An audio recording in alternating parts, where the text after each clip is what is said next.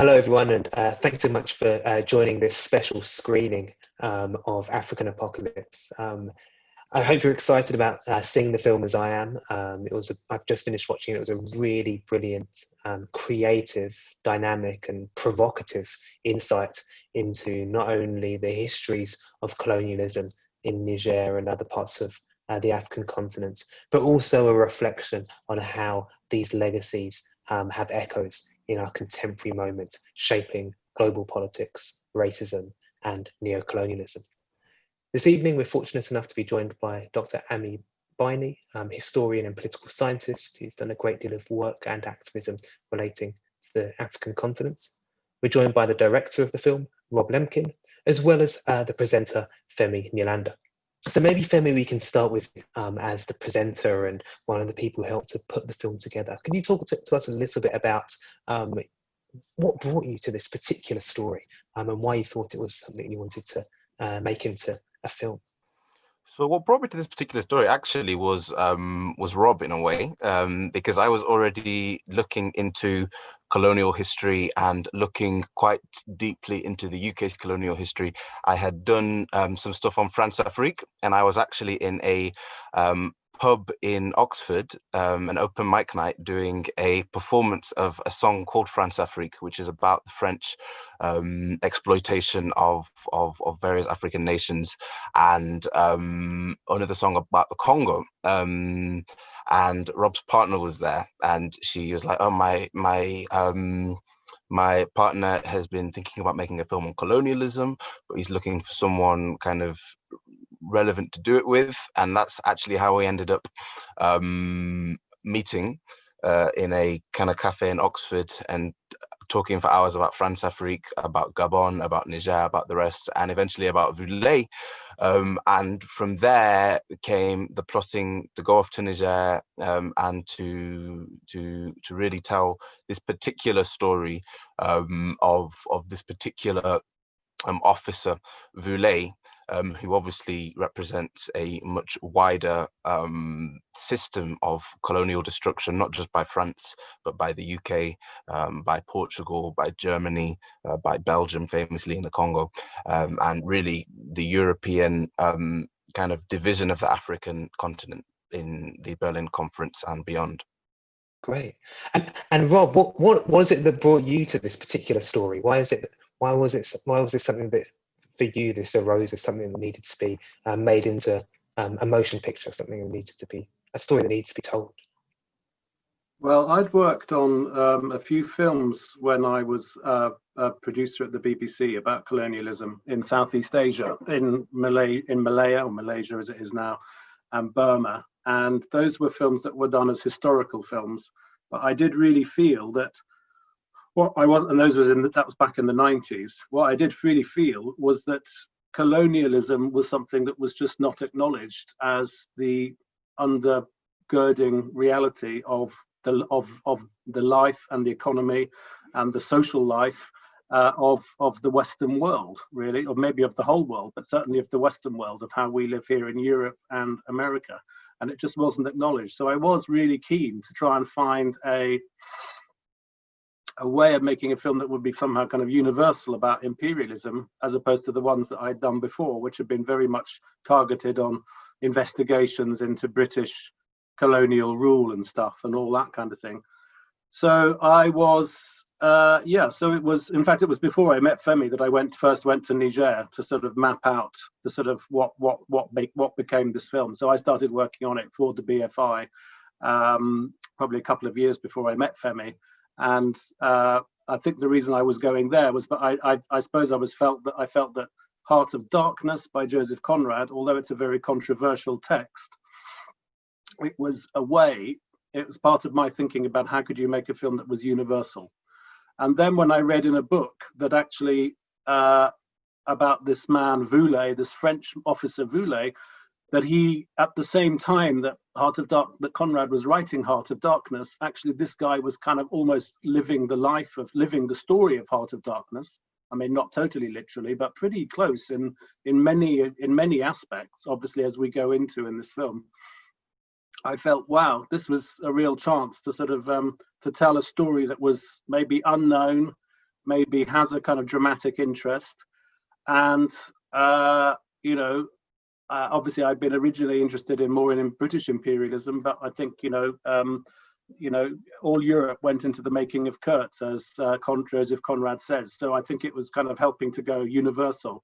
And then, having been to Niger and sort of planned what you could do there and what you could see, and I suppose really discovering what you see in this film, that actually this history is still very present there, I was looking to see how I could collaborate and find a way of actually telling the story, because I didn't really want to do it as a documentary from my own point of view. I wanted to do it as some kind of collaboration.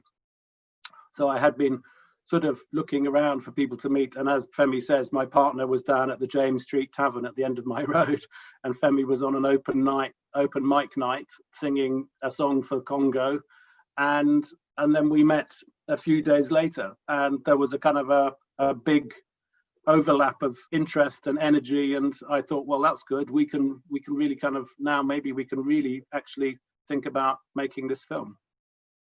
So obviously the film kind of begins with this story, of a kind of very specific story around the colonization or the kind of imperial incursion by the French into Niger.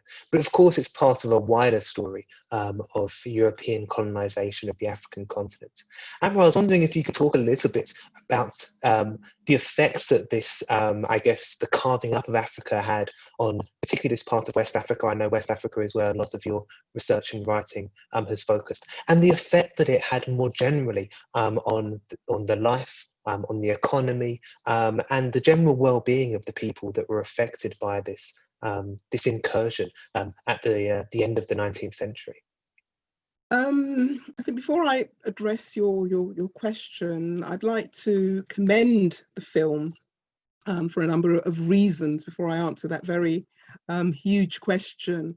I commend the film for the fact that it took a bottom-up approach to history as opposed to a top-down approach to history. We get to see in the film the oral voices, the villagers, the ordinary people of Niger talk about their history. And I think Femi actually is told by one villager that nobody ever comes to ask us about our history. So for me, that was very important. And we hear that the ordinary people very clearly, very eloquently, and poignantly talk about their experiences under colonialism.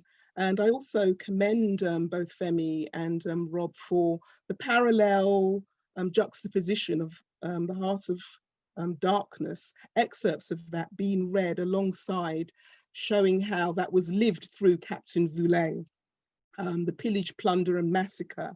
When we see the human consequences of that pillage and plunder on the people of Niger as he seeks to fulfill his personal ambitions. And then I'd like to commend the partisanship of Femi in particular, because that's admirable, particularly when bourgeois history is often presented and people are told that history should be objective or engage with objectivity and impartiality and neutrality. And we see that Femi, as a result of his guides questioning him as to his seeming lack of emotion, and he has to reveal that he does feel and he is impacted upon by what he hears. So I think the film again shows that sometimes in history we cannot stand on the sidelines. We have to take sides, and not to do so is to engage in denialism and to actually become immoral in not taking sides and not condemning the atrocities that we see. And I think a last importance of the film that I see is that it shows, and very brilliantly, that history is never past. I think, as the great William Faulkner once said, the past is never dead. The past is never past. It continues to live in and remanifest and reconfigure itself, particularly in the context of Africa, in new forms of coloniality, new forms of exploitation, new forms of dependence that we see. And we see in the film that the colonial partition or empire or colonialism was really violence that was inflicted on the minds, the bodies, and the land of African people. And one of the ways that came out again very poignantly, magnificently, was the fact that we learn that the people of Niger were made to exploit uranium, and that story is told again very beautifully and very touchingly, harrowingly, through the two men that Femi interviews with, and one loses a kidney through uranium. But we also learned that that exploitation, economic exploitation, allowed the French to exploit uranium up until 2014 tax-free. And to me, that is a very poignant, very clear example of the many ways in which the people of Niger, the people of Africa, through colonialism, were exploited for the economic resources and riches of their continent. Politically, one of the impacts or ramifications of colonialism was the carving up of Africa with these artificial borders that remain to this day. And that took place in the Berlin Conference of 1884-1885, in which 14 European nations, chairperson or the chair of that conference was Chancellor Bismarck of Germany, and the 14 nations carved up the continent of Africa without one African voice or person being present. And those colonial borders remain to this day. And again, that's reflected in the film when a young girl says that, you know, these borders, this road that was built from Niger to Nigeria need not have been built, because we had ways of communicating and transporting ourselves, you know, long before the colonialists came. But these borders, these real life borders, continue to this day on the African continent, and continue to divide the African continent, continue to disunite African people. So those are some of the political and economic ways in which the scramble for Africa, as it was called, have left its legacy upon African people to this day. I think really raises some really interesting points there. I want to pick up on one of them for you, Femi, which is about, I guess, the kind of the personal journey that you went on, as well as the kind of historical, political and social journey. And I think one of them, which I think kind of arises at the start of the film, but I think it's picked up a number of points, is this kind of insider-outsider relationship that you have with this part of the African continent, where you're in a world in which you're surrounded by Black people, people who look like you, but at the same time, you're an outsider. I think there are a couple of moments, one in which I think you're entering a village and someone is sent to give a message, I think, to a person in a position of power in the village, tell them you've arrived, and they said, Femi's arrived, he's Nigerian and English, but tell them he's English. And I think there's another moment where I think you're getting into a securitized van or vehicle, and you say, and they say that, you know, you're English, but you're Black, but you're English, so you might as well be white. Could you talk a little bit about how you navigated the way in which, I guess, you were racialized changed as you moved from the center of empire to one of its peripheries? So I remember very well both of those moments. So the village was town really, Burning Connie, and we were there arriving, and it was he's Nigerian, because obviously Burning Connie itself lies right at the border between Nigeria and Niger. It's kind of Hausaland, but it's very, very, very close to the border of Nigeria. And so to say that someone is Nigerian in that context means this person really is kind of from just down the road, rather than if you were to go somewhere like Agadez, where it's Tuareg people and there isn't that cultural kind of that shared culture. So we're at the heart of Hausaland. So to say this person's Nigerian, at one of the hotels in Burning Connie, I remember one of the boys who was working at the hotel, he was like, oh no, I don't speak French, I speak English because I'm from Nigeria. I bus in to work at this hotel, right? It was that close. So again with the soldiers, I remember that particular interaction as well. It was actually the general of the soldiers who I spoke with quite a lot, and we would discuss things, and we would kind of learning a bit of Hausa, so I'd try and use the language, and I was trying to, and he was like, Femi, cool, you're here. But at the same time, Kai Farine, which means you're white one, really. You come from Europe and you have that mentality, especially when we got to talking about things like the relationship between Islam and the continent and the rest. It was very interesting, and I guess it was in a way very true, especially as I'm a black person from the UK who has passed through very white institutions. My primary school, there wasn't that many black kids. Oxford obviously has had reams of publications noted in recent years about how its access problems are there and how unrepresentative it is of Afro-Caribbean communities. And so the fact that I was not only black and from England, but had spent years in these white institutions, meant that I was going there, and there really was an element of this kind of switch. And obviously some of that would have been picked up on. I don't think that the Sultan of Burning Connie or the soldiers picked up on the fact that I don't have a Peckham accent, right? But I do think that they picked, so that I don't think they picked up on the subtleties within the UK context, but they definitely picked up on the fact that I looked like them, even though some people in the crew, even though Rob, who was there with us, didn't look like them.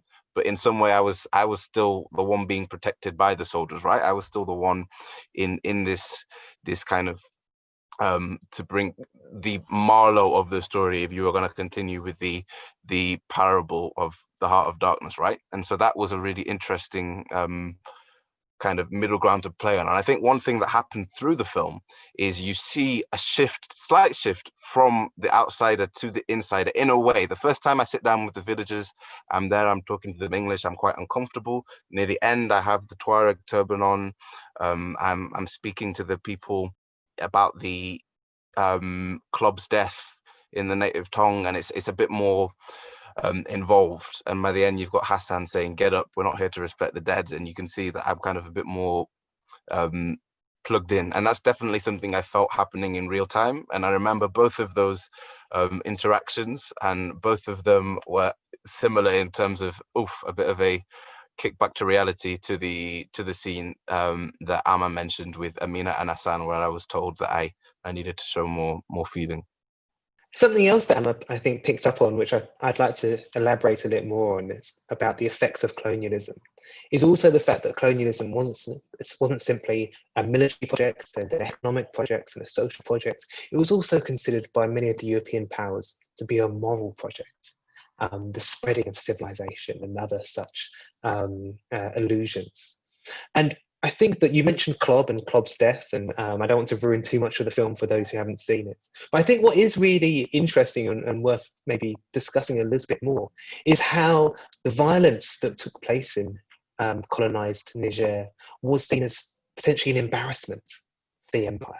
It wasn't the fact that there were some human rights abuses, or this was seen as, something that can't happen for moral reasons, but it was more the fact that I guess that could potentially damage the prestige of France and its imperial ambitions. I was wondering if Amma and Rob, you could talk a little bit about, I guess, what brought this massacre to an end, and the so-called moral mission of empire, of this kind of I guess this almost contradiction between wanting to have a moral empire but having to use or insisting on using such violent means in expanding that empire. I imagine this must have been something you came across, Rob, when you were working on Malaya and thinking about Niger, and I'm sure Amma as well, when you work on West Africa, you must have been grappling with this contradiction that Europe was trying to reconcile between wanting to have this, to be the moral leader of the world, but in engaging in such violence and destruction. I mean, the violence in Niger was really because of, and I think maybe in an ideal world, maybe we could have done more of this in our film, but the violence of Niger and the violence of Voulais was really because of the intensity of the resistance. When you look at the accounts by some of the French officers, they say, wow, if we didn't have our machine gun, we would have been in trouble here.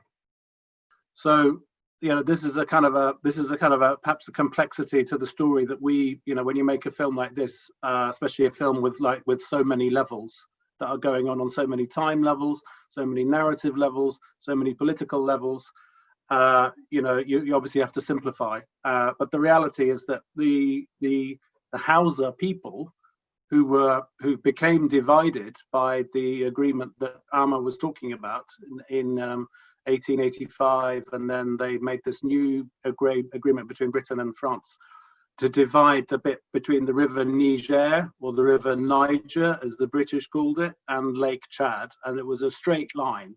And then they changed it slightly because the French said, oh, could we have this bit, and can we do that? And then they did it, but this was all being done on pieces of paper. Voulez was going into an area that actually no European people, either from France or Britain, had been to with military forces before. They had been before as like travelers and explorers, but on diplomatic missions. But he was going into an area where there hadn't really been any kind of sense that the French were actually going to take control, and they did need control of that area. So that was what he was going in for. When Klobb was killed, again, the difficulty in the film maybe is that on the one hand, Klobb is being sent because Voulez is behaving so badly. There is a possibility of a scandal and outrage. But actually, the reality is also that Voulez, because he's doing so much killing and he's gone into this sort of strange place, sort of mental place, shall we say, he's not making very good progress to get to Lake Chad. So the French government are quite worried that they may not do it. Everyone was worried. After he's killed, the French then continue, and they do get to Lake Chad. There's one more big battle. It's quite violent, but it is a bit more of a formal battle.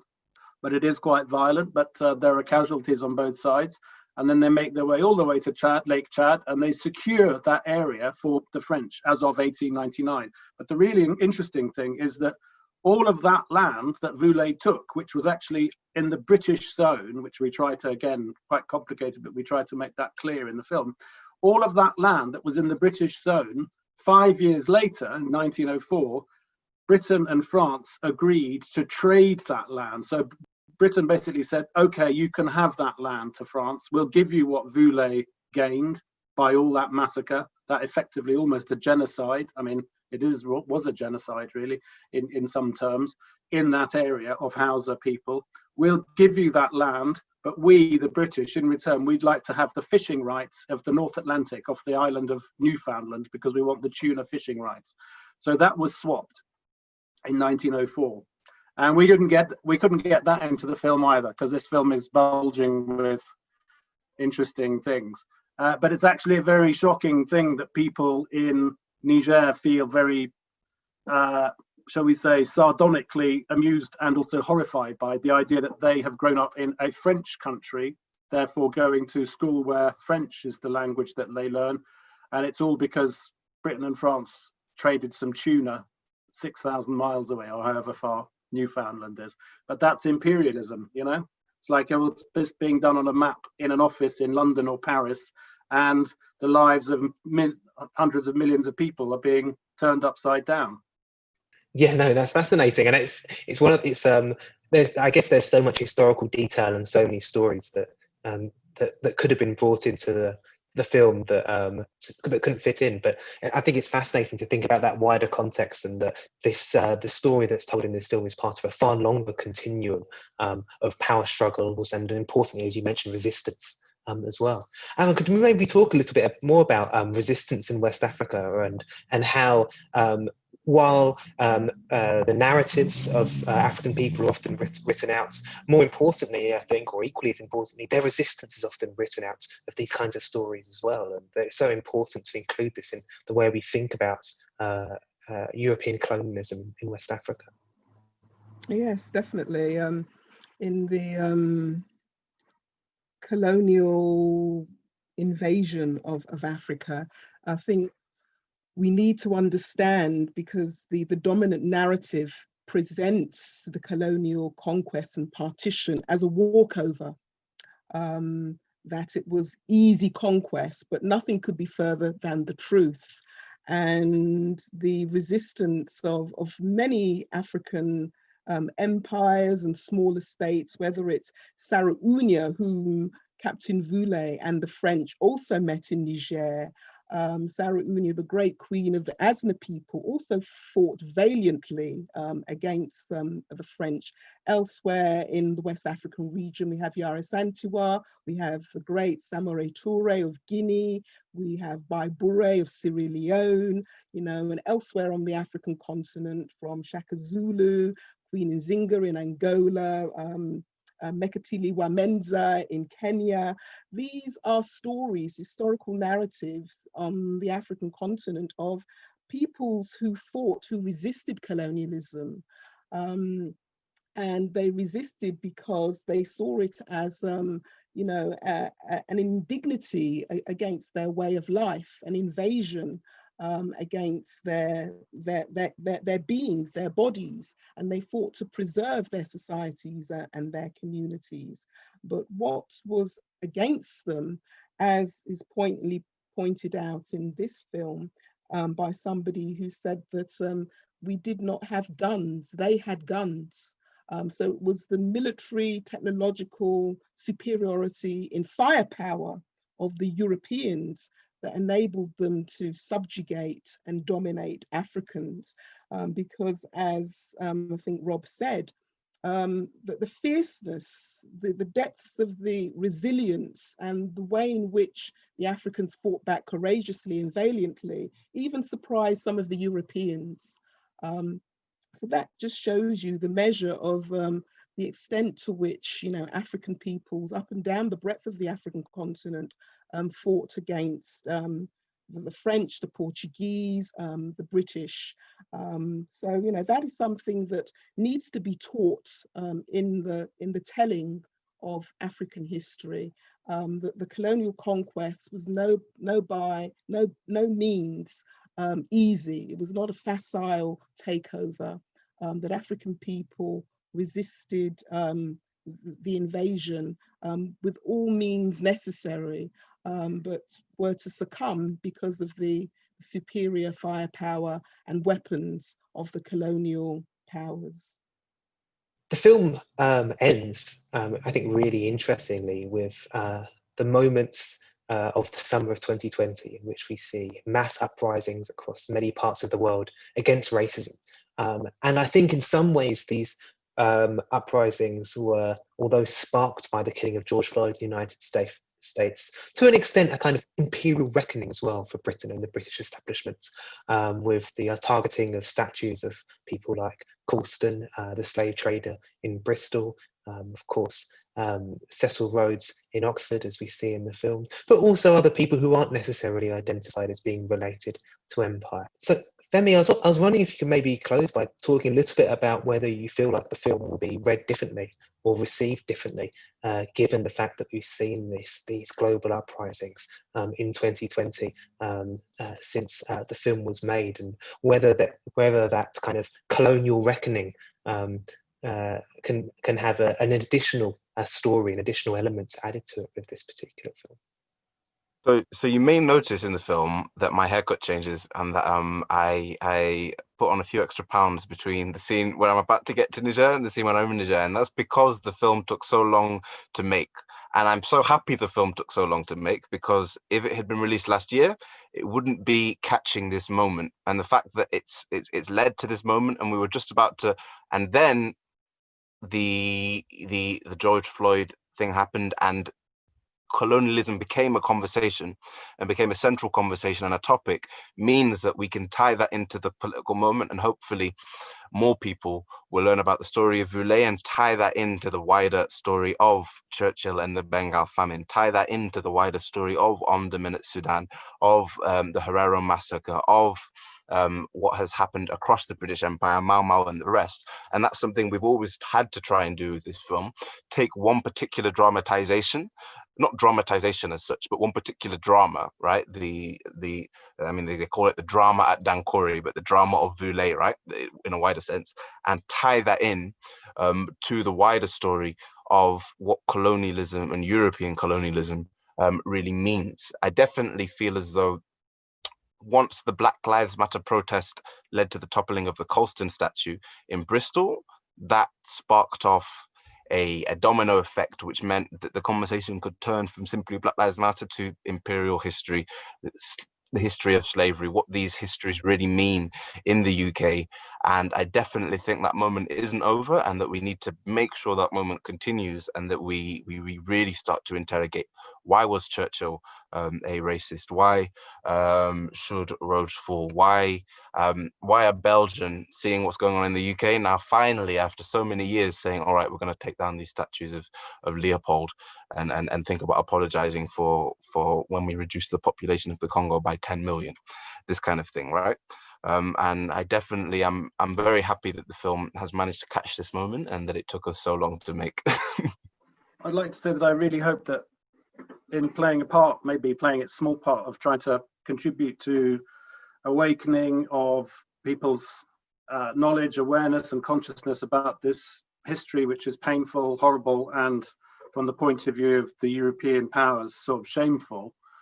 The reality is it's not really history. It's actually the history that's created our present. That's really the thing that's the thing that really runs through in Niger. Is like, you know, the day when Voulez came to town was the day that our current reality. This I'm speaking as, you know, this is what people in towns and villages in that area, our current reality started. You know, not necessarily being romantic about what it was beforehand, but it basically from that point, these communities, and as Emma has said, across all of Africa and other parts of the world, lose a sense of lose the ability to control their own destiny as a result of these events and this process. But I think at the same time as looking into this and looking quite squarely at it and confronting it and all of its kind of you know, negative grimness, we should also try to find a way of being positive about it. And I think or positive about what that looking into it means.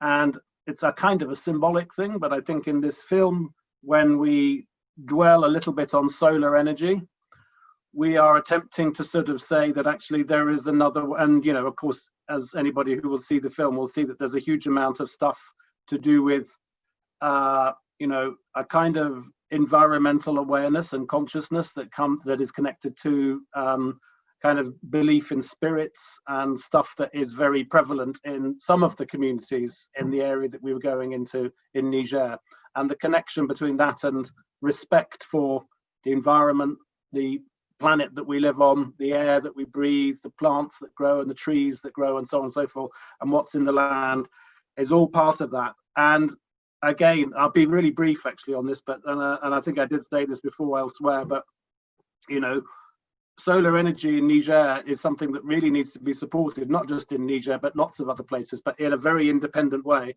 But actually, a kind of remarkable thing that would come from this film is essentially Niger is the first country where a solar machine was ever built, basically because the French, before they discovered uranium there, wanted to support investment and research into solar power. And actually, it was a Nigerian scientist, Abdou Mamouni, who created the first machine. And I think if there can be a greater awareness of the possibilities for renewable energy and independent renewable energy in Africa, in communities that have been very poor and cut off from you know, development in technological development and in industrial development over the last century, if this film can play only a tiny little part of making awareness of that, then I think that would be, you know, important and very good and pleasing. Yes, I also found that point about the students studying about solar energy very inspiring. I really did. The other inspiring aspect of the documentary was that every Nigerian school child learns about the French colonial atrocities under Voulez. I thought that was also very important. And I related it or thought about the fact that in this country, the UK, there was a YouGov poll that was published in The Independent in 2016. And it showed that not many British school children nor adults are genuinely familiar with the nature or the details and operations of colonialism. And 44% of people in the poll said that they were proud of colonialism. And we need to ask ourselves, what exactly are they proud of? Having watched this film, would they still be proud of colonialism? And 21% in the poll said that they regretted colonialism, and 43% actually said colonialism was a good thing. Again, I ask, if they were to watch this film, would they still say that colonialism had any good in it? And also, I think if a French audience watched it, would they actually still be proud of Voulet's achievements? Because in the film, one young female student, she said that she didn't think very much or very well of the French, because they praise Voulet's achievements. So would Europeans, or would people generally, people in the West, really think about, and I think they really need to think about, re-examine, reassess the depths, the profundity of colonialism, its impact, and that it still has a resonance, it still continues to reconfigure itself today, in terms of the legacies that we've touched upon in this discussion, that the impoverishment of Africa, the exploitation of Africa continues to this day in new forms, in new ways. And the seeds of that impoverishment, that exploitation, were laid by colonialism, and prior to that, the enslavement of African people in the transatlantic slave trade that continued, that carried on for 400 years before colonialism took over. So therefore, history is very important. It still has a resonance. It is not dead. It still has an effect on people's lives to this day. I think that's a brilliant place to close. I hope everyone watching really enjoys the film. Anna, thank you so much for your insights. Rob, Femi, congratulations on a brilliant film, which is both creative and insightful and informative, but also, as we've noted, politically urgent, both here in Britain, but I think globally as well. Thank you so much.